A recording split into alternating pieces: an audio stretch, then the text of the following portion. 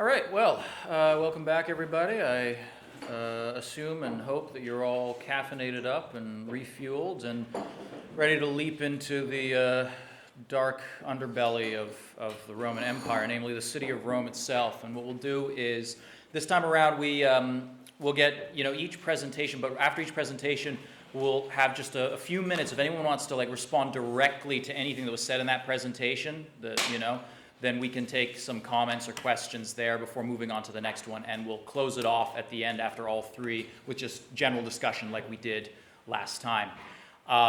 So what we'll have this time around is three presentations. The first one from Renata Nelson is going to be on Tiberius, provisionally titled, I guess, The Tragedy of Tiberius, the second emperor of Rome, the guy who is outlined in the first 6 books of Tacitus's Annals. And then we will have Wolfgang Wein talking about the philosophy in ancient Rome on the road to serfdom. And then finally, Callum Nicholson talking about Tacitus, Caro, and the Moses of the Danube. And you'll find out what exactly that's all about later. Okay, so with that, I will turn it over to Renata. Thank you very much, Scott. I will try to keep to time, which I understand is about 20 minutes. 15 to 20 minutes. Can everyone hear me in the back? Yeah. All right. So I will try to project my voice. I'm Renata Nelson. I am a political science and hobby historian, so definitely not an expert historian. And I'm going to be talking about the tragedy of Tiberius. Why the tragedy of Tiberius? Well, Tiberius, as the second emperor of Rome, follows Augustus Caesar, who winds up being the first emperor of Rome, incredibly popular with the people. He's very charismatic, he has a successful reign, he dies a natural death, rather unusual for most emperors in the Roman period. And Tiberius follows as his second. It's a very hard act to follow. Not only that, but following this account of Tacitus, later historians such as Suetonius and Cassius Dio also portray Tiberius as a dark and brooding figure who has this evil turn halfway through his reign. He's not remembered for much good. He's remembered as a tyrant, a reign of terror, and a lot of other things that come along with this. I would like to turn this on its head a little bit using Tacitus's account. So before that, let's start with who was Tiberius. Tiberius Caesar Augustus, who was born Tiberius Claudius Nero, and he was the second emperor of Rome. He was born in 42 BC and died in 37 AD. He was a lover of Greek culture, literature, language, and philosophy. Tiberius's life reads like that of a perfect Greek tragedy. He was born to 2 parents of very prominent families in Rome. The Claudii, which was a patrician family, and had many famous members in it, the Emperor Claudius that comes a little bit later, but also Clodius, who was alive at the time of Cicero, and gets Cicero thrown off of the Palatine Hill. And the Livii, a well-respected plebeian family that had played a critical role in ending the reign of the Gracchi. His father, Tiberius Claudius Nero, a Roman politician, had been a supporter of Julius Caesar. He was a quaestor for Julius Caesar, and following Caesar's death, though, he, still being a strong Republican, hailed Caesar's assassins. But then the first triumvirate fell apart, and he had to choose sides in order to secure his safety, and he chose Mark Antony, which of course put him in a very difficult situation when Octavian triumphs. He's saved, however, because Octavian falls in love with Nero's wife, Livia Drusilla. And very quickly, Nero decides to divorce his wife. Either that or he's forced by Octavian. The sources dispute. And very shortly afterwards, Octavian marries Livia. And according to Cassius Dio, he was present at their wedding, and he gave Livia away to Octavian just as a father would. Tiberius was raised by his father till his father's death when he was 9 years old, and then by Octavian, and now the Emperor Augustus and his mother Livia. Once in Augustus's household, Tiberius strove for excellence. He accumulated offices and honors, and nevertheless, Augustus did not like him and reminded Tiberius throughout his life of his disdain for the young man. At the same time, he continued to groom him as a potential heir. So Augustus liked to keep his options open, knowing that not everyone is going to live to the end of his life. And he had both Tiberius's brother Drusus, he kept in his fold, as well as later on his grandsons, who don't outlive Tiberius. Tiberius married Vipsania, who was the daughter of Marcus Agrippa, who was Octavian's friend and general. Tiberius loved her very dearly, and together they had one son, Drusus. This is very important to mention this, because Augustus forces Tiberius to divorce Vipsania later on and marry his daughter Julia, effectively pulling him into the Julian family and pulling him closer to the emperor. But Julia also hated Tiberius. She thought herself above him, had openly had countless affairs in the forum, embarrassing him, and while Tiberius was away racking up military successes on the fronts of the empire. At the height of his military success, he turned down the command in the East and announced his retirement into politics. Now, the command in the East is also very important because this is where Pompey in history had made his conquests and became very, very famous. So he retires to Rhodes only to regret his decision shortly afterwards. Tacitus describes Tiberius's retreat to Rhodes as on account of Julia. He quotes, she had been in marriage to Tiberius and had spurned him as her inferior, and no other reason was so close to Tiberius's heart for his withdrawal to Rhodes. Augustus refused to grant Tiberius a return to Rome until his two grandsons, Lucius and Gaius's deaths. Gaius succumbed to a wound incurred in Syria, and Lucius was killed in battle in Armenia. Augustus, whether because he was out of options or due to pressure by Livia, Tiberius's mother and his wife, recalled Tiberius, adopted him in 4 AD, along with his sole remaining grandson, Agrippa Postumus. Here Tiberius was made tribune and given a share of Augustus's Maius Imperium. When Augustus banished Postumus in 11 AD, Tiberius was made Augustus's equal co-princeps in 12 AD, becoming princeps alone upon the death of Augustus in 14 AD. So this is the backstory, and this is where Tacitus starts the story. So I'm framing this a little bit so you can understand where Tacitus comes from. Now, Tiberius is an ambiguous and controversial character. He achieved much in his lifetime, and we do have evidence from the Roman historians, including Tacitus. He consolidated the empire. He avoided costly military campaigns. He used a careful mix of diplomacy and military threats to ensure stability. He undertook numerous building projects and solidified the imperial institutions, paving the way for the continuity of the empire. I mean, we must remember that the empire survives Caligula and Nero after Tiberius. If Tiberius had not taken these steps, the empire may very well have crumbled.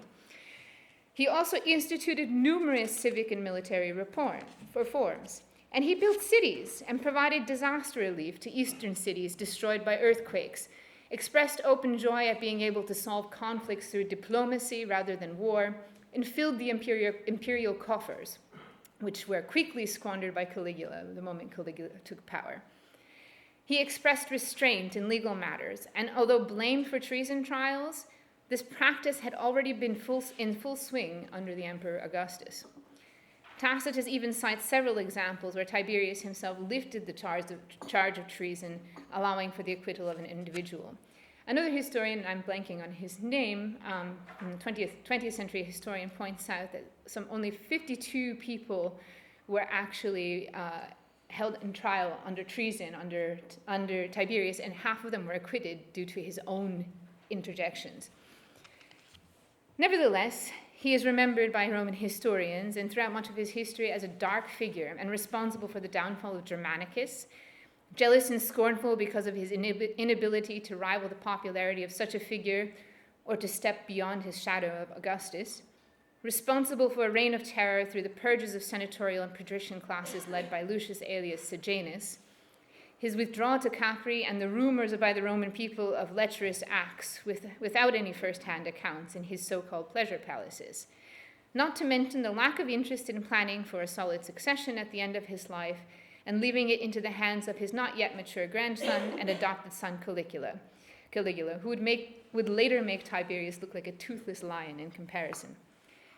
But it is the story that Tacitus is this really the story that Tacitus is trying to tell? I would say actually probably not. And I think it's often missed that, that Tacitus has a very ambiguous writing style. This writing style actually might indicate something quite different about Tiberius himself. So, and then in the next portion, I would like to briefly explore, first of all, the dissimulation or the ambiguity of Tacitus in his writing, and then follow with a bit of how this might fit into a couple of other interpretations of Tiberius, one more dark and one perhaps a little bit more tragic. One as the Machiavellian prince and one as a main character of an ancient tragedy, based upon Tacitus's writings. So, according to Tacitus, Tiberius reigned from 14 AD till his death in 37 AD. He was a shady and ambiguous character whose ultimate designs and lecherous character were kept at bay while other key figures in his life were alive. So Tacitus believes that this is the nature of Tiberius, and that over the course of these 6 books, his true nature is slowly stripped away and revealed as people disappear and he's left to his own designs, or at least that's what he claims.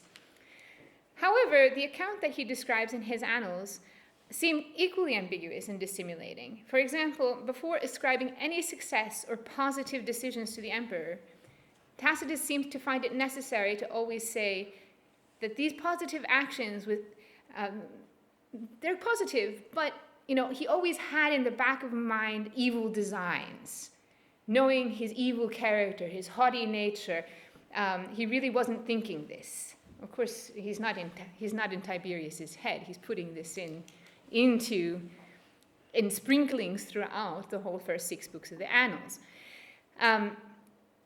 A close reading of Tacitus actually provides quite a different take on Tiberius, describing much of the early part of his reign as an exemplary of a cautious and shrewd ruler, aiming to strengthen the empire and avoid grandiosity, whether by him or potential successors and rivals, such as Germanicus or Agrippina the Elder. And only in the later half, he is a broken recluse in Capri, who has given up on Rome only to raise his head one last time in a vengeful fury upon discovering the true cause of his son's death. And Tacitus carries this ambiguity not only on Tiberius, but also on other figures throughout the first 6 books in the Annals. He talks about Germanicus and Agrippina the Elder. Germanicus is the son of his brother Drusus, and Agrippina the Elder is his wife. Is Germanicus' wife. So he praises these figures as very popular figures and well received in Rome and their honor and virtues, but he criticizes them between the lines. So he does the opposite with them. So for example, Tacitus often reminds the reader of the haughtiness of the Claudii family, but doesn't successfully really describe Tiberius as haughty throughout the books. Rather, he talks about Germanicus's tame nature underneath and describes Germanicus as a very flamboyant, arrogant, and hot-tempered young man. So this turning it on its head. Germanicus, by all accounts, is extremely popular. So I will only go into Germanicus because it's too much. He's good-looking, charismatic, loved by the Roman people. His own personality reflected as a headstrong individual. So a couple of examples make Germanicus look a bit more like Alcibiades, if you know who he is in Greece, Thucydides, Alcibiades. Germanicus makes his debut by putting down the military mutiny in Germany, by professing his loyalty to Tiberius and jumping on the tribunal, threatening to end his own life if the soldiers did not cease. He, for his own part, shouting repeatedly that he would die rather than cast aside his loyalty, snatched the sword from his side, brought it upward, and was on the verge of bringing it down into his heart, had not those nearest grasped his hand, holding it fast by force, says Tacitus. After successfully bringing the army under his control, Tiberius still praises him, in spite of his behavior, and doesn't praise his son as much, even though he's constantly claimed that he favors his own son, Drusus, more than he favors his adopted son, Germanicus. Yet, Tacitus claims that Germanicus' popularity brought fear to Tiberius. This may be true. Germanicus looks like a bit of a young Julius Caesar, and we all know what he did, or a young Sulla. Tacitus continues to describe Germanicus' slaughter of the Germans in his own report of the subjugation of Segestes, where he talks about he had been responsible for the prostration of the three legions, and since Augustus, that figure consecrated among the divinities, and Tiberius, that chosen one, had withdrawn thwarted, there should be no panic at an inexperienced juvenile Germanicus or mutinous army. So he's saying, I could do what Augustus could not do, and I could do what Tiberius could not do. Now he continues onward, pursuing Arminius, and Tiberius is trying to withdraw him back into Rome. And he doesn't want to go because he's got his popular men around him, the military men, he's getting strength within the military, and he completely ignores his uncle and adopted father's requests. He's ignoring the center of the state, the emperor. And he just says, thank you. He just says, no, I'm not going to come back. And then Tiberius pulls him back by giving him another consulship, another award, and sends him to the east. So I'm going to have to switch off of Germanicus because I'm going to run out of time. So this is an example of Germanicus' behavior. And the long story of Germanicus, he basically, he claims that he is poisoned by Piso, his co-governor in the east, and dies with a very flamboyant speech talking about how everyone's going to be crying over him and missing him, and that he died in his youth. So this doesn't look very much like a very somber character who is modest and not full of himself, to put it short. So with this dissimulation, Tacitus is basically preempting everything and then contradicting himself. So I would say this allows for a different way of interpreting Tacitus. And you could look at then how Tacitus could then be interpreted if you ignore that. For example, Tiberius himself makes for the perfect Machiavellian prince. So this is one way you could interpret him. Now we know that Machiavelli knew of Tacitus, and he had read some Tacitus, but the annals, it's unlikely he read the annals because they were published actually after the prince was already on the list of forbidden books in the Vatican. And however, Tiberius shows quite shrewd behavior when it comes to these different characters, like Germanicus. He pulls him out of Germania and then puts his son in, trying to keep him away from the legions, trying to keep him away from getting too much power. He tries to tame him and make him a bit more of a statesman by sending him to the east, where he has to govern with somebody he doesn't necessarily like. And that goes sour. In the end, whether by Tiberius' own designs or Piso's designs, Germanicus dies. But Tiberius didn't do it himself. Even if he gave the order, he had someone else do it. And quite similar to in Machiavelli, where you deal with where you're dealing with Cesare Borgia, he sends somebody to do the dirty work, and then he executes the man who did the dirty work. And Tiberius lets the Senate carry out the execution of, condemn Piso, and Piso commits suicide.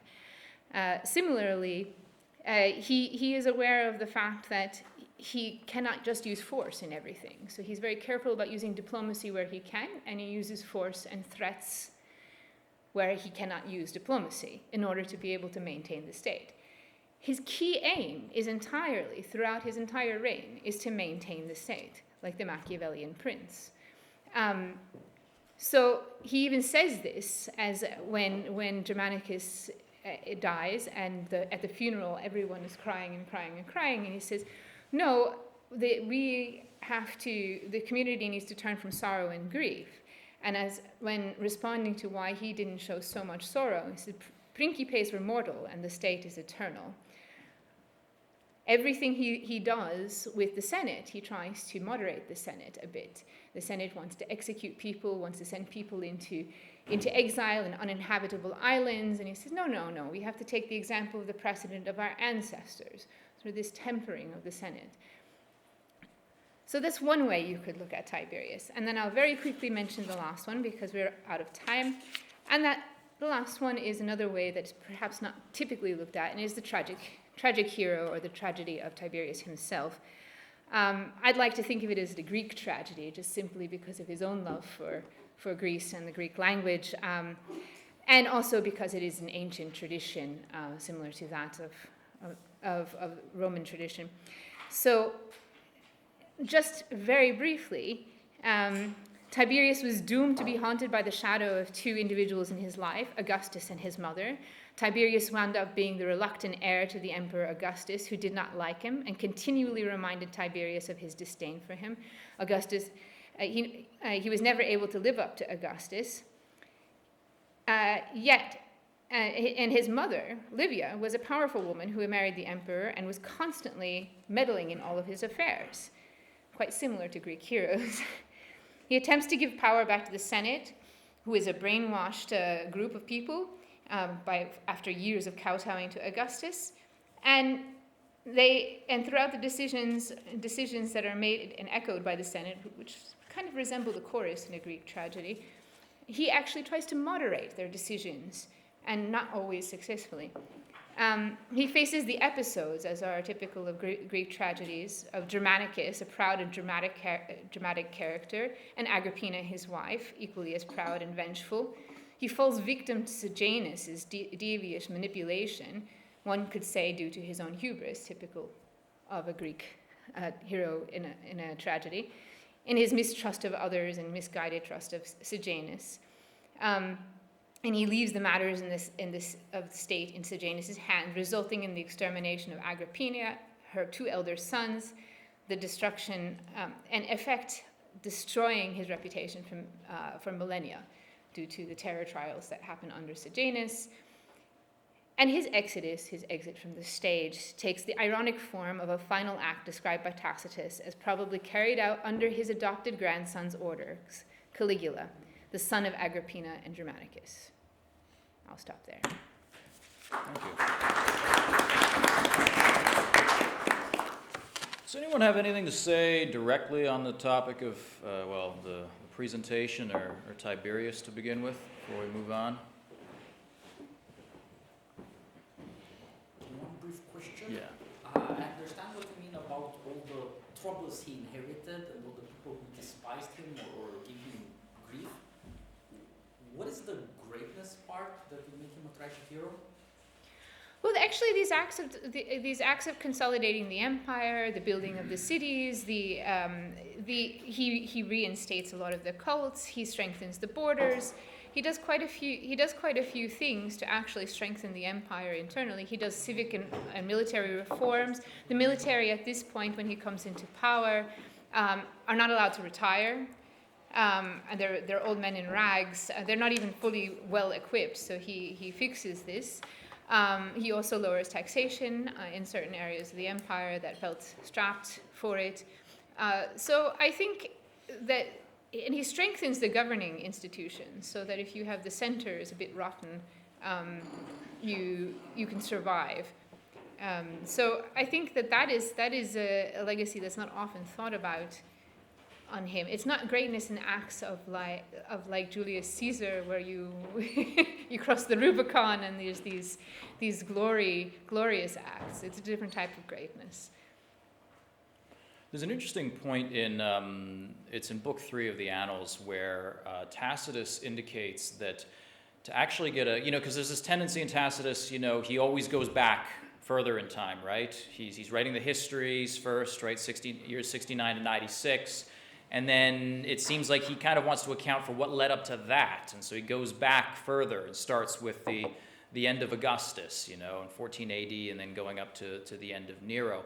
But there's a bit in Book 3, specifically when they're talking about the exile, I believe, of Julius Silanus, where he indicates that if you want to understand, that he might actually have to go back even further and look at Augustus more in depth, and that particular reign, because a lot of the things that, a lot of the faults that were placed at Tiberius's doorstep, such as the treason trials and things like that, they already began under Augustus.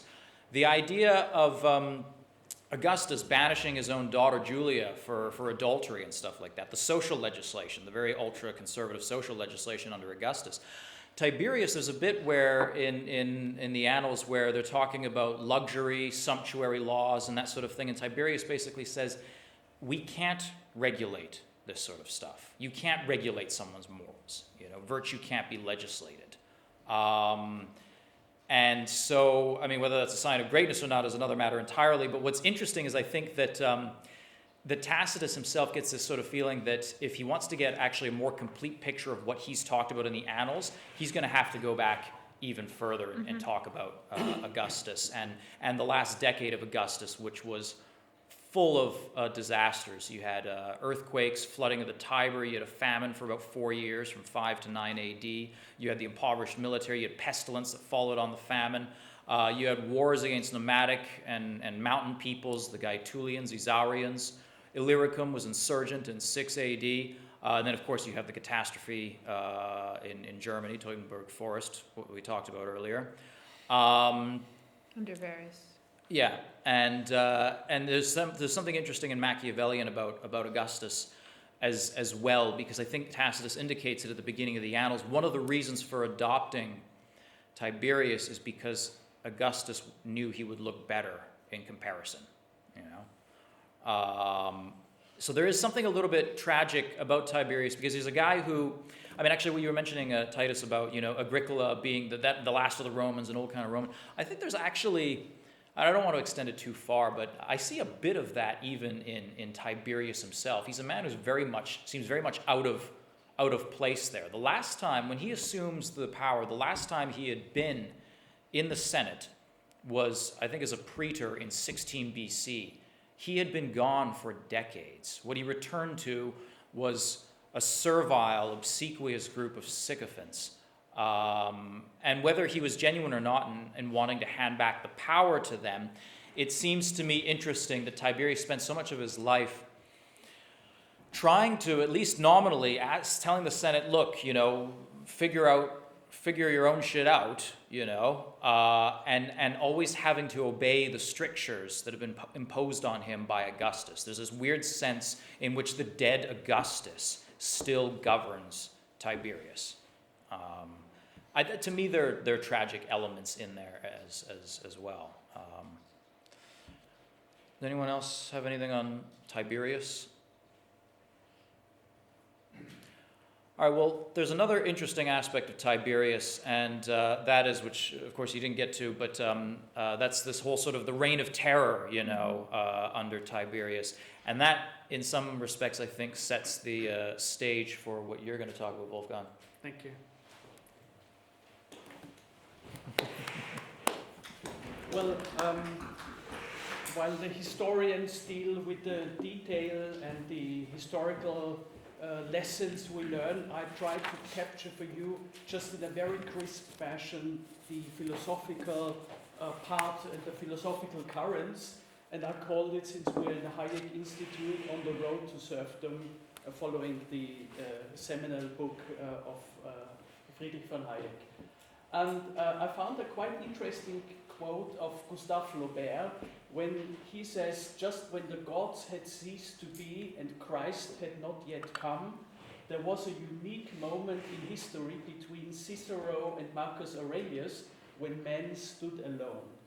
And it's quite interesting because it resonates a bit with what the existentialist kind of concepts are of the abandoned man in the world, das Unzuhause at Heidegger and so on. So this is a bit also kind of limiting the period between Cicero and Marcus Aurelius, two Stoic philosophers or thinkers, if you like. And maybe this helps us also to understand why some of those philosophies took the course that they basically took. It was not as pessimistic as Camus or Sartre, this quote, yeah? No, it's this the abandoned... Stoic thinking, we don't need God anymore. Yeah, it depicts basically this situation where the Roman gods had not the right offer for the individual in a threatening and kind of cruel world. And quite very quickly, the Romans, as good as they were with logistics, building streets, mail systems, strategists, armies, they were not very creative. So basically, in terms of philosophy, when they went to the south, particularly into Sicily, where there were the Greek colonies, they got in touch with the Greek culture and Greek philosophy. And we can say that basically the great period of philosophy, in ancient Greek philosophy was between 500 and 300 BC, with the great people we know, Socrates, Plato, Aristotle, Protagoras, and the many others. And the Greeks basically laid the foundation of Western science and Western philosophy. And there's almost nothing we can think about, from geometry to mathematics to nautics to astronomy, drama, tragedy, physics, medicine, whatever. And I know that everybody immediately would say, yes, but in Egypt there was something, and you know the infamous book of Martin Bernal, Black Athena, where he tries to show that all the cradle of our science and our culture was in Black Africa. But I would say Alfred North Whitehead has captured it very well in his quote that the safest general characterization of the European philosophical tradition is that it consists of a series of footnotes to Plato. So just as a quick summary of the situation. And while the Greek philosophy was extremely sophisticated, abstract, with an advanced epistemology, the philosophical schools of the Romans tended to be very hands-on. The Romans were very practical. So I have a philosophy, so what now do I do with it in my life, and how should I act? And the two prominent currents at the time of the transition to the Principate were Stoicism and Epicureanism, and I would like to bring in skepticism as a third school, even though it was a bit later in the 2nd century, but we will see there are interesting constellations between those philosophies. And from some of the quotes that Tacitus, that we can find at Tacitus, I want to take two pictures basically that he paints about the reign of terror and the situation the people were in and the mood of the people. And the second quote is where he says, "At no other time was the community more tense and panicked, behaving most cautiously of all toward those closest to them. Encounters, dialogues, familiar and unfamiliar ears were avoided. Even inanimate objects such as a roof and walls were treated with circumspection." And he alludes to a situation where they lured basically one politician in a trap into a house, where they arranged a room between the ceiling and the roof of the house, where they placed 3 witnesses to overhear when he badmouthed the emperor. So this is the kind of where, in totalitarian systems where things were taped and eavesdropped and so on.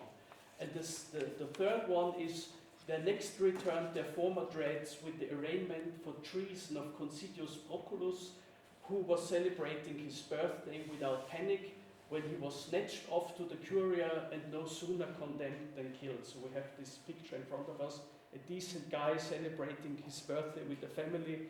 Suddenly some guys arrive, you're under arrest, and he's immediately, without a lawyer, condemned and killed. So this describes a bit the mood. And whether Tacitus himself was a Stoic is debated, and his relationship to his appreciation of the Republic, but it's important to think that basically the Roman Republic was a successful model. With the Senate, it avoided a single emperor, there was free speech, so actually it's a tragedy to see a functioning republic basically convert into a dictatorship. And he describes the reign of terror and the end of free speech when you take those pictures. And had he been somehow arranged with the emperors, I think his language would have been differently. So I think someone who describes the situation like this is someone who is certainly critical towards these developments. Now, in terms of philosophical currents, Stoicism, the original school was founded 300 BC by Zeno of Kition in Athens, and he studied with the cynics, you know, Diogenes living in his barrel, and founded his own school based on the principle that nature has reason-like rules. And I think this is the core idea of Stoicism, that the universe, that nature has certain kind of inbuilt logical or systematic rules and laws, and also nature is kind of purposeful. So the spider builds its net in order to achieve a certain purpose, which kind of points, and I avoid deliberately intelligent design, but it points at the fact that somehow it's not a pure chaos, but there are certain intrinsic rules within the universe, like the tides come and go and the seasons and so on. And the idea now is that man, being part of nature, is endowed with reason. And since reason is purposeful, since nature is purposeful, it gave man reason in order to use it. So that means that reason helps us to differentiate us from the animals, because we can have judgments, we can come to conclusion, and therefore the best way is to follow reason in our life and be in line with this perceived rational nature of the universe. So this is the core idea of Stoicism. And if you live reasonable, orderly, dutiful, and balanced, you will have a good life, and you will have a sensible life. Famous representatives were Cicero, obviously, Seneca, who was the tutor of Nero, Epictetus, and then the emperor Marcus Aurelius. And the final idea is that if you go with the rational flow, in a way, you will attain peace of mind, balance, and then absence of fear. So this is the core conception of Stoicism. And we can see this, find this in Cicero, the Officiis. He says, first of all, nature has endowed the living species with instinct of self-preservation, clear. But then man, because he's endowed with reason, by which he comprehends the chain of consequences, the cause and effect, and so on, and he has therefore can make the necessary presentation for its conduct. So this is the same expressed by Cicero. And he also says that nature likewise, by the power of reason, associates man with man, so they form common bonds through language and life, meet in companies, form public assemblies, and, last not least, basically have an active life, a dutiful life. And the concept of duty, Pflicht, is the political core of the Stoic morals. And we will find this later in Kant, basically where duty is the core concept of his morals and his writings. Seneca, in a way, and this is more like the theoretical part, And in Seneca we can find this now more converted into a practical part. So that means he says that fear keeps pace with hope, and both belong to a mind in suspense, to a mind in a state of anxiety through looking into the future. And because we have the gift of thinking about the past and anticipating what might come in the future, this is at the same time like a curse. And he says, wild animals run from the dangers they actually see, and once they have escaped them, war in a war. We, however, are tormented alike by what is past and what is to come. And from this you derive easily the kind of Stoic, or what we understand today under Stoic behavior, that you don't worry too much what comes in or might be in the future, that you don't go again and again over what happened in the past, but you focus on what there is, and it is what it is, and then you deal with it reasonably. So this is basically the Stoic concept. And what I found interesting is that also Seneca recommended to Nero, to his kind of emperor student, that he should respect public opinion and freedom of speech. So for the Stoics, through their concept of reason, public assemblies, kind of a senate or a parliament, as it were, today, freedom of speech and respect for public opinion is essential. So just to basically translate this also in practical terms. The second popular school at that time was Epicureanism, and it's clearly a form of early materialism. And interestingly, actually, materialism has not until today changed much. So we find all the core thoughts and concepts already at the school of Epicurus.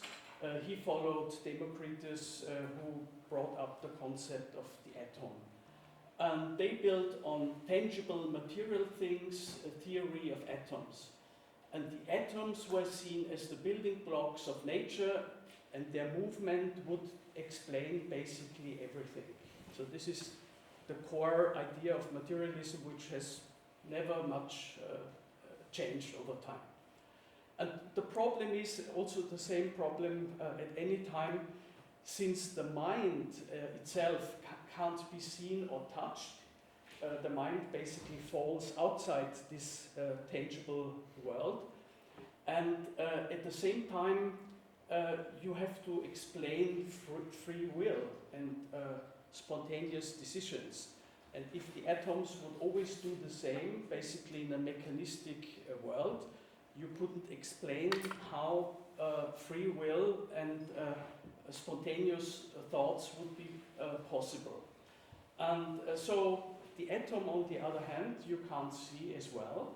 So the atom at all times is a philosophical construct, and therefore you need the mind to basically form the construct, even more in the subatomic situation today. So what you then describe are mathematical formulas. And the mathematical formulas, again, come out of the mind, but the mind you can't see and touch. So that's a bit the vicious circle that's in here, just to make you aware. So the main feature actually of the Epicurean school was they met allegedly in a secluded garden where they enjoyed meals, conversations, and pleasures. And there was a sentence, stranger, you would do good to stay a while, for here the highest good is pleasure. And the ultimate goal, however, in life is happiness, ataraxia, as it was called, peace of mind and freedom from fear. So the whole kind of construction in the end should lead to a life of a pleasureful life, because anyway you can't do much, and you have to take the things as they are, but you try to achieve through this peace of mind and freedom from fear.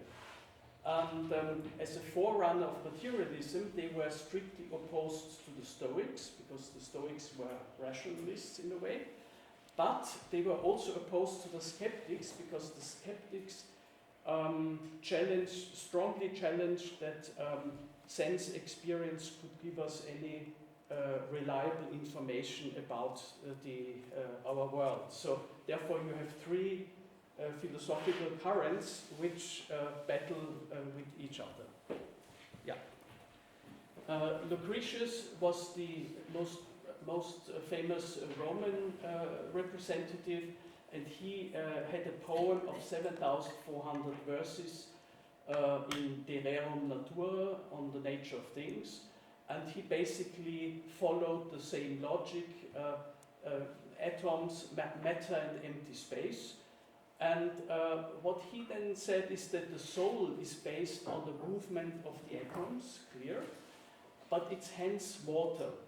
And he then brought up 20 proofs that the soul cannot survive, that religion can be detrimental, and that anyway the gods are too busy to deal with the problems of humans. So it has the same kind of atheist connotation than the usual materialist schools. But again, we have to live our life and attain peace of mind. And as a third school, I'd like to introduce to you the ancient skeptics.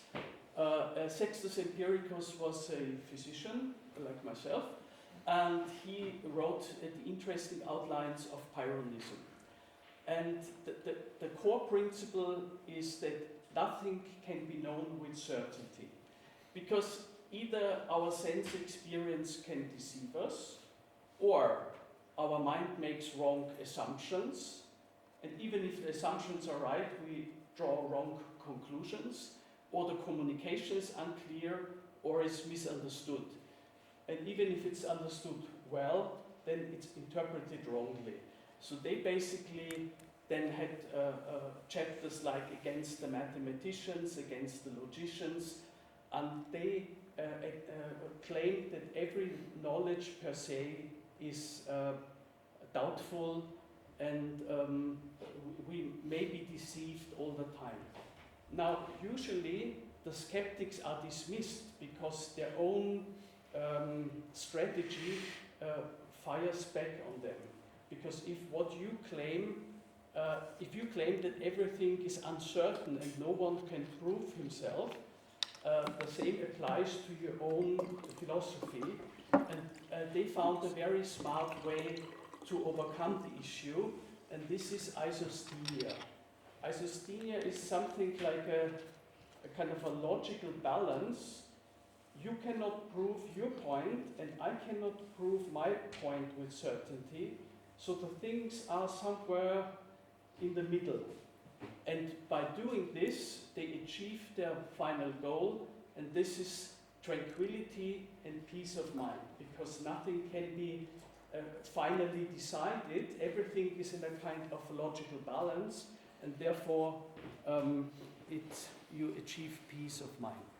And the interesting observation I want to share with you is that actually peace of mind seems to be the goal of all three currents, even though they come from completely different starting points, different conceptions and epistemologists.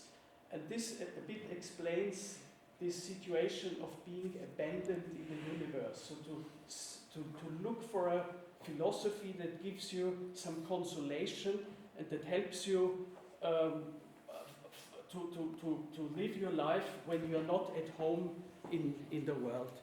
And just to finish off and to draw maybe a very blunt and very unsophisticated lines through the history of philosophy, you find in Descartes, particularly in his discourse where he talks about his travels and how he formed his opinions, you find Stoic parts in Spinoza's pantheism, In Hegel's pantheism, Kant was known to literally write his work on the practical philosophy with books of Cicero in front of him, introducing the concept of duty, and then contemporary John Rawls, his book on liberalism, and also his theory of justice. Every other page you read about reasonable or reasonable agreement and so on. Epicureanism, clearly the materialist line over Gassendi, Hobbes, the encyclopedia people around Diderot, D'Alembert, Holbach, etc., and then the whole Marxist, Leninist development. And the skeptics, Montaigne, as we had already presented, Hume very much, and contemporary Paul Feyerabend and postmodernism. And I was so free, since we're here at the Hayek Institut, to group a little bit the figures of liberalism. I would say that Ludwig von Mises, with his a priori rationalism, is clearly on the upper side. Hayek, as long as he is in line with the logic of economics, and German ordo-liberalism of Eucken, Rüstov, and others. In any case, Hayek has a very strong skeptical line or tendency when he doubts dogmatic philosophy, dogmatic science, and when he really tries to stay open. This, I think he has two sides here. And I think the one last thought here is that those schools all try to find ways for the individual to manage in a terrible situation. Their followers, basically, they try to develop strategies to change the society. So interestingly, we don't find in the Roman philosophy attempts or any ideas to change the society, while in the modern times they took the ideas of the Romans or of the Greeks in the end, but they tried to change or at least influence society.